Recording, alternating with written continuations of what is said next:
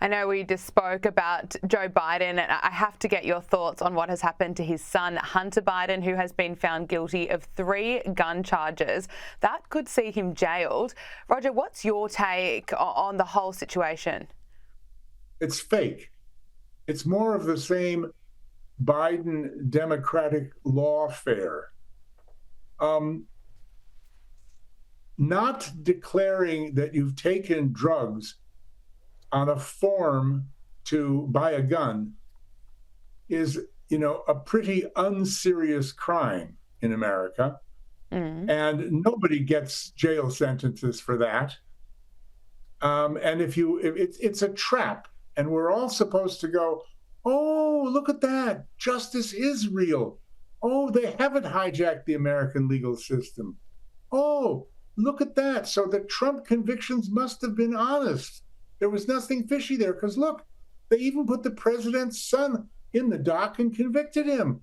Oh, so all that stuff about Trump saying, that's all nonsense. Well, first of all, the trial occurred not in a Manhattan court with a judge, a traffic court judge, and a jury. Everybody else, it was very questionable in a place where they absolutely hate Trump, and they wouldn't let him change the venue, change the court.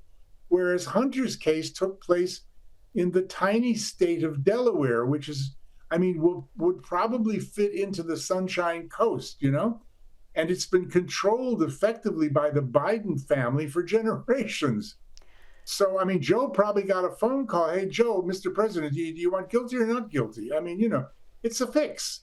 It's ridiculous. So what do you make of the timing of it? Because it comes only a couple of weeks after Donald Trump was found guilty for falsifying business records. Because it's meant to show you that the Trump convictions are valid, and there was nothing fishy about it, because only a few weeks later, it can go the other way for even the president's son. It's just a very clever ruse, that's all.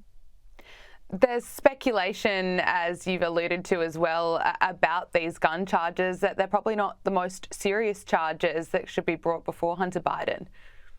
Exactly, but that's why it's a ruse. In other words, all the stuff in his computer, all right, so there's 2 things about Hunter, Gabriella.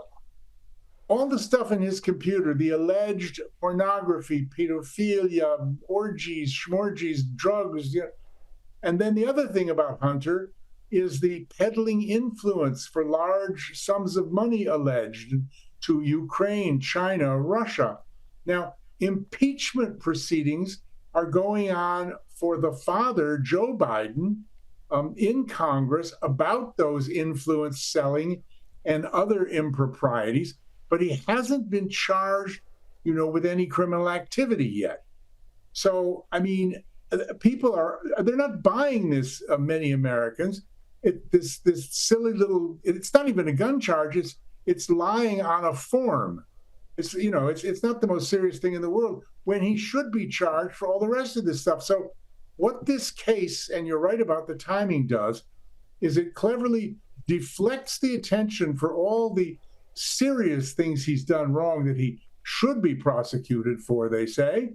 And secondly, it's the coup de grace. It puts the seal on the Trump conviction saying, oh, don't tell us that we've weaponized the legal system and the court, and it's all crooked, because look what just happened to the president's son. He's just been convicted. So Americans, as you say, aren't buying it. What does this mean for the election? Not all Americans, but many Americans, those Americans who, woke up and got out of bed this morning, they're not buying it. And what does it mean for the election? Not a hell of a lot, because, you can't tar Joe Obama Biden with the sins of his son. I'm just reversing the old saying, sins of the father. You can't tar Joe with Hunter's sins. And Hunter hasn't been charged with their joint sins of selling influence, with Joe being at the meetings, being on the phone, all this other stuff to China, Russia, and Ukraine for apparently, allegedly vast sums of money. That's evidence that's being investigated in the impeachment hearings, but that's not a criminal charge in a court of law. Dr. Roger Gewolb, really appreciate you coming on Power Hour and appreciate all your insight and analysis. Thank you. Thank you.